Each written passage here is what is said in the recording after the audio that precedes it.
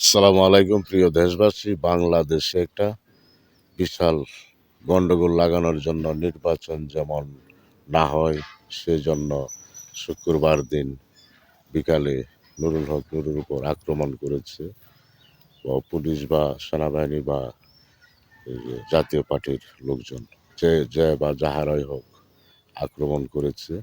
নির্বাচন যেমন না করতে পারে বর্তমান সরকারের উপদেষ্টাগণ। তো বর্তমান সরকারের উপদেষ্টাগণকে বলছি, যে বা যাহারা নুরুর উপর আক্রমণ করেছে তাদেরকে অতি শীঘ্রই গ্রেপ্তার করা হোক। তা না হলে দেশে আরও বিশৃঙ্খলা বেড়ে যাবে। দেশে একটা ভয়াবহ দিন কাটছে এখন। অতি শীঘ্রই তাদেরকে গ্রেপ্তার করা হোক, তা না হলে আরও ভয়াবহ ঘটনা ঘটতে পারে। তো দেশের জনগণ নির্বাচন চায়, দেশে একটা বিশৃঙ্খলা সৃষ্টি হোক, সেটা জনগণ চায় না।